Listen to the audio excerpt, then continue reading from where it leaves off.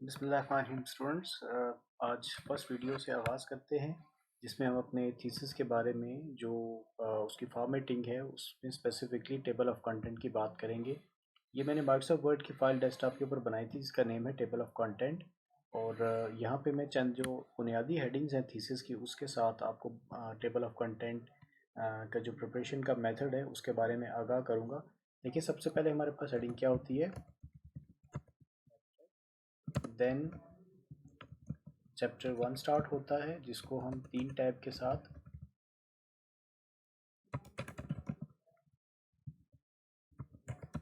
लिखेंगे, that is introduction. उसके बाद इंट्रोडक्शन के अंदर जो सब हेडिंग होती हैं उसको हम लोग देखेंगे। वो हेडिंग क्या हो सकती हैं? Tab, then problem statement, research objectives, research questions,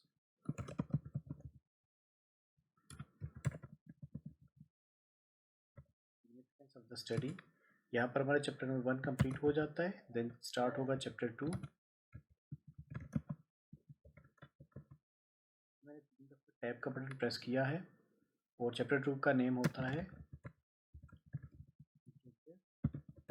view. Literature review के अंदर चंद एक सब हेडिंग आती हैं जिसके अंदर जो है वो आपका वेरिएबल वाइज लिटरेचर हो सकता है। लेट्स से है आपका वेरिएबल 1 है, उसके बारे में आप लिखेंगे। देन वेरिएबल 2 के बारे में आप उसका लिटरेचर लिखेंगे। उसके बाद इस चैप्टर के अंदर हाइपोथेसिस आते हैं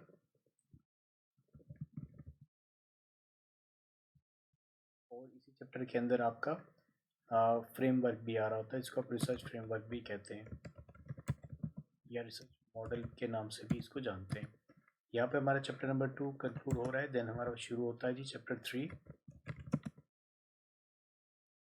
के बाद मैं चैप्टर का नेम लिखूंगा, that is research methodology.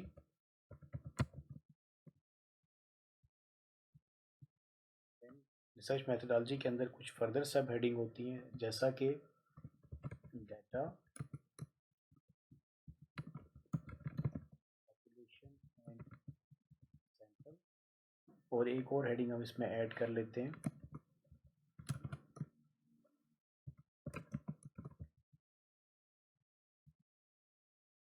Data analysis tools. यहाँ पर हम चैप्टर नंबर 3 को क्लोज करते हैं। चैप्टर नंबर 4 की तरफ मूव करते हैं। चैप्टर 4 क्या होता है?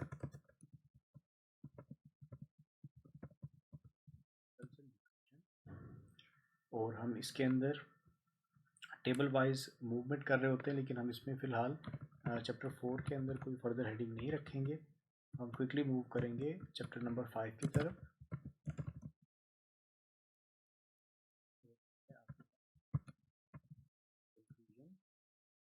और देन आपके पास एट द एंड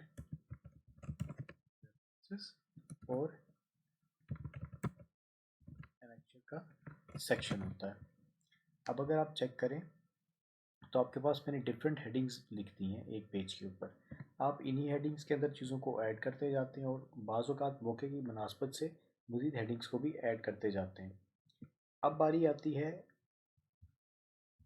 कि हमें पता है कि थीसिस के अंदर फ़ॉन्ट क्या यूज़ होता है। तो थीसिस के अंदर लेट्स से मैं एब्स्ट्रैक्ट को सिलेक्ट करता हूँ, तो मैंने यहाँ पे फ़ॉन्ट को सिलेक्ट करना है जो कि फ़ॉन्ट कैटेगरी में हमारे पास होम टैब में शो होगा। तो टाइम्स न्यू रोमन हमारा फ़ॉन्ट होता है जिसका साइज़ होता है 12, जबकि हमारी हेडिंग होती है बोल्ड।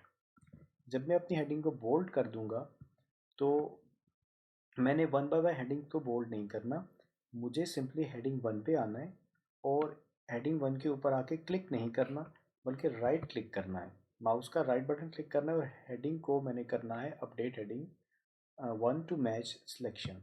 तो यहाँ पर हेडिंग 1 आप देखेंगे कि वो चेंज हो गई है। अब आप यहाँ पर हेडिंग जो आपकी सेकंड हेडिंग बन रही है बेसिकली एब्स्ट्रैक्ट के बाद, लेकिन ये आपकी मेन हेडिंग है, यानी ये भी हेडिंग 1 ही होगी। मेन हेडिंग से मुराद ये कि ये आपकी हेडिंग 1 है, जबकि इसके अंदर आपके पास चैप्टर 1 के अंदर फर्दर सब हेडिंग्स हैं तो उनको हम हेडिंग 2 बोलेंगे। लेकिन उससे पहले हम इन सारों का फ़ॉन्ट तब्दील करेंगे जैसे हमने एब्स्ट्रैक्ट के केस में किया था। अगर आपको याद हो तो मैंने अभी एब्स्ट्रैक्ट के अंदर आपको बताया था कि थीसिस में टाइम्स न्यू रोमन, जबकि 12 यहाँ पर आपका फॉन्ट साइज और ये हेडिंग आपकी बोल्ड होती हैं। अब आप देखिए ये हेडिंग आपकी 2 हो गई, इसको आप अपडेट टू मैच हेडिंग 2 कर दें। इसका मतलब ये है कि चैप्टर 1 आपकी मेन हेडिंग है और इसके अंदर ये आपकी सारी की सारी जो है वो सब हेडिंग है, यानी ये चैप्टर 1 के अंदर ही फॉल करेंगी। इसी तरह आप चैप्टर नंबर 2 को देखें तो ये आपकी मेन हेडिंग है, तो आप हेडिंग 1 पे क्लिक करें, जबकि आपका जो variable 1 up to research model है मैंने इसको सिलेक्ट किया है, यह सारी की सारी आपकी रिसर्च मॉडल की हेडिंग हेडिंग 2 कहलाएंगी। चैप्टर नंबर 3 के ऊपर आप उसको सिलेक्ट करेंगे तो ये आपकी हेडिंग 1 है, जबकि data population and data analysis tool आपकी सेकंड हेडिंग है। मैं यहाँ पर एक मज़ीद हेडिंग ऐड करता हूँ कि डाटा एनालिसिस टूल्स के अंदर हम लोग दो तरह के टेस्ट लगाएंगे। एक तो हम लगाना चाहते हैं कोरिलेशन एनालिसिस, दूसरा हम लगाना चाहते हैं रिग्रेशन। यहाँ पे आप नोटिस करेंगे कि रिग्रेशन एंड कोरिलेशन जो है ये डाटा एनालिसिस के ही दो सब हेडिंग्स हैं, तो इनको मुझे फॉन्ट दोबारा से तब्दील करना पड़ेगा, यानी कि मैं टाइम्स न्यू रोमन करूँगा जो कि थीसिस का स्टाइल है, यहाँ पे 12 और इसको मैं बोल्ड करूँगा। अब आप नोटिस करें कि मैंने इसको हेडिंग 3 के ऊपर आके अपडेट करनी है, ताकि ये पोर्शन जो है ये डाटा एनालिसिस की सब हेडिंग बन जाए। जब हम इसकी ऑटोमेटिक नंबरिंग करेंगे तो आप नोटिस करेंगे ये दो हेडिंग डाटा एनालिसिस टूल के अंदर आपको नज़र आएंगी। अच्छा, इसके बाद आपके पास चैप्टर नंबर 4 है, ये भी आपकी मेन हेडिंग है, इसमें हमने कोई सब हेडिंग नहीं दी, तो चैप्टर नंबर 5 भी मेन हेडिंग है, जबकि रेफरेंस एंड एनेक्सर को भी हम मेन हेडिंग यानी कि हेडिंग नंबर 1 में लेंगे। अच्छा, इसके बाद मैं आपको एक चीज़ बताना चाहता हूँ कि हमारे पास जो है वो ये पेज फर्स्ट है, तो फर्स्ट पेज के ऊपर तो हम टेबल ऑफ कंटेंट देना चाहते हैं, ये तो हेडिंग्स हैं, इनके अंदर हम लेटर ऑन लिखेंगे। तो मुझे ये करना है कि मैं तमाम हेडिंग्स को जस्ट एक दफ़ा कंट्रोल इंटर प्रेस करूँगा तो नेक्स्ट पेज के ऊपर ले जाऊँगा, यानी पेज को ब्रेक कर दूँगा।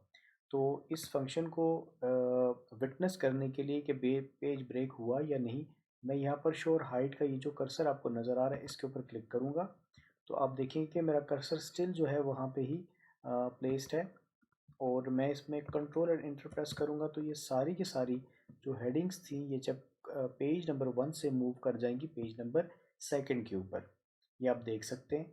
अब मैं अगर पेज नंबर 1 पे जाऊँ तो मुझे वहाँ पर लिखा हुआ नज़र आएगा पेज ब्रेक, यानी मैंने यहाँ पर बिल्कुल शुरू में कर्सर को रख के कंट्रोल एंड इंटर प्रेस किया और पेज को दो हिस्सों में तकसीम कर दिया। अब मैं ये चाहता हूँ कि मैं बिल्कुल पेज ब्रेक के शुरू में आऊँ और यहाँ पर अपने टेबल ऑफ कंटेंट को प्लेस करूँ। यहाँ पर मैं आता हूँ और ये टेबल ऑफ कंटेंट को प्लेस करता हूँ, तो आप नोटिस करेंगे कि यहाँ पे दो तीन तरह के आपको स्टाइल गिवन है। मैं आपको रिकमेंड करूँगा कि आप यहाँ पे जो ऑटोमेटिक टेबल स्टाइल नंबर 2 है इस पर क्लिक करें, तो आपके टेबल ऑफ कंटेंट आप देखेंगे कि इस पेज के ऊपर ये बन के आ गए हैं। अगर आप नोटिस करें तो यहाँ पे आपको ये पेज नंबर भी दिखा रहा है कि आपके सारे के सारे टेबल ऑफ कंटेंट यानी जो भी हेडिंग्स हैं वो पेज नंबर 2 के ऊपर हैं। सिंस हम टेबल ऑफ कंटेंट को पहले पेज पे जनरेट कर रहे हैं तो तमाम हेडिंग्स ये देखिए सेकंड पेज के ऊपर है, तो यहाँ पे ये पेज नंबर 1 नज़र आ रहा है।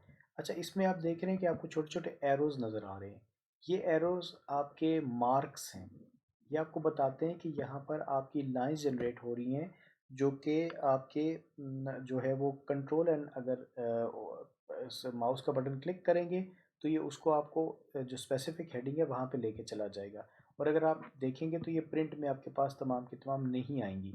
इनको रिमूव करने के लिए या इसको अनचेक करने के लिए आपको दोबारा ये जो शो एंड हाइड मार्क है जिसको आप कंट्रोल प्लस जो आपका स्टैरिक का बटन है उसके साथ भी शो कर सकते हैं, ऑन ऑफ कर सकते हैं। तो मैंने इस पर क्लिक किया तो आपके पास ये देखिए किसी किस्म का जो मार्क्स थे वो पेज के ऊपर नज़र नहीं आ रहे, यानी वो हिडन जो भी थे मार्क्स वो आपको नज़र नहीं आ रहे। अच्छा, आप टेबल ऑफ कंटेंट में एक चीज़ नोट कीजिएगा कि ये इसका फॉन्ट वैसा नहीं है जैसा कि यहाँ पे टाइम्स न्यू रोमन होना चाहिए। इसके लिए मुझे दोबारा से रेफरेंसेस में आना पड़ेगा, टेबल ऑफ कंटेंट पे क्लिक करूँगा, कस्टम टेबल ऑफ कंटेंट पे क्लिक करूँगा, उसके बाद मैं मॉडिफाई पे क्लिक करूँगा तो ये देखिए ये आपके पास टेबल ऑफ कंटेंट 1 2 3 आ रहा है। ये टेबल ऑफ कंटेंट 1 से मुराद है कि हेडिंग नंबर 1 की सेटिंग करनी है, 2 की करनी है और 3 की, जो कि शो हो रही है टेबल ऑफ कंटेंट में। अगर मैं टेबल ऑफ कंटेंट की सेटिंग 1 में जाऊँ और मॉडिफाई पे क्लिक करूँ तो यहाँ पर मुझे इसकी सेटिंग के अंदर आके सबसे पहले फ़ॉन्ट में आना है। फ़ॉन्ट में आके मैं तमाम को कैप्स लॉक करूँगा। सेकेंडली मैं यहाँ से इसका स्टाइल टाइम्स न्यू रोमन करूँगा ताकि वो हेडिंग टाइम्स न्यू रोमन में शो हो, और मुझे यहाँ पे इसको ओके करना है। इसके बाद मैंने नोटिस करें आप स्टूडेंट कि मैं यहाँ पर इसको जो फ़ॉन्ट है वो भी मैंने चेंज कर दिया, और ये फ़ॉन्ट यहाँ पे भी चेंज हो सकता है, वहाँ फ़ॉन्ट के अंदर स्पेसिफिकली जाए बगैर भी। और इसको आप बोल्ड करेंगे, लेकिन यहाँ पर आपके पास कैप्स लॉक की ऑप्शन नहीं थी, तो मुझे स्पेसिफिकली इस फ़ॉन्ट के ऑप्शन को यूज़ करना पड़ा है। अब इसको आप ओके कर दें। इसके बाद आप टेबल ऑफ कंटेंट में जो आपका हेडिंग 2 है उसके पास आ जाएं, उसको आप मॉडिफाई करें, उसको भी आप टाइम्स न्यू रोमन करें, उसका फॉन्ट 12 करें और यहाँ से बोल्ड कर दें। यहाँ पे आप नोटिस कीजिएगा कि आपका जो टेक्स्ट है वो बोल्ड हो गया, टाइम्स न्यू रोमन में चला गया, लेकिन आपके टेक्स्ट के अंदर कैप्स लॉक वाली ऑप्शन यानी कैपिटल लेटर्स वाली ऑप्शन नहीं है। तो इसको हमने चेक भी नहीं करना इसको, बल्कि आपने बोल्ड को भी अनचेक करना है, जस्ट टू शो यू कि यहाँ पे बोल्ड करने से डाटा आपके टेबल ऑफ कंटेंट नंबर 2 के अंदर भी बोल्ड हो जाएगा। इसको आप ओके करें। देन आप टेबल ऑफ कंटेंट नंबर 3 में आएँ और यहाँ पे आप मॉडिफाई पे क्लिक करें, और यहाँ पे आप टाइम्स न्यू रोमन में आएँ, यहाँ पे इसको 12 करें, बोल्ड करने की ज़रूरत नहीं है, ओके करें, अगेन ओके, और उसके बाद जब आप ओके करेंगे तो आपके टेबल ऑफ कंटेंट अपडेट हो जाएंगे। यहाँ एक बात नोटिस कीजिएगा कि बहुत सारी आपकी हेडिंग्स आपको इसको आपको सेटिंग्स नज़र आएंगी, लेकिन आपने इन 3 सेटिंग्स को अगर कर लिया तो इसके अलावा आपको कहीं पे भी क्लिक करने की या हेडिंग्स में परेशान होने की ज़रूरत नहीं है। आप आहिस्ता आहिस्ता जैसे जैसे आप इसको मल्टीपल टाइम प्रैक्टिस करेंगे तो ये इंशाल्लाह आपको सारी हेडिंग्स याद हो जाएंगी और आपको इसकी खुद ब खुद समझ भी आनी शुरू हो जाएगी। अच्छा, इसको जस्ट मैं ओके क्लिक करूँगा तो यहाँ पे आपको कहेगा कि replace the table of content, तो आप इसको यस करें। तो देखिए आपके सारे के सारे टेबल ऑफ कंटेंट जो हैं वो एक बड़े खूबसूरत अंदाज में बन के आ गए। आज की वीडियो को इतना ही रखेंगे, आप इसको प्रैक्टिस कीजिएगा और इसको समझने की कोशिश कीजिएगा ताकि आपको ये खुद से भी बनाना आ जाए। इन केस अगर आपको उसमें कोई परेशानी नज़र आए तो आप मुझे अपने मैसेज करके और कमेंट करके भी बता सकते हैं इन ग्रुप, और इवन जो वीडियो के नीचे डिस्क्रिप्शन बॉक्स है वहाँ पे भी आप कमेंट कर सकते हैं। Thank you for watching. I hope आप लोग इसको लर्न करेंगे और इसको प्रैक्टिस करेंगे। Thank you.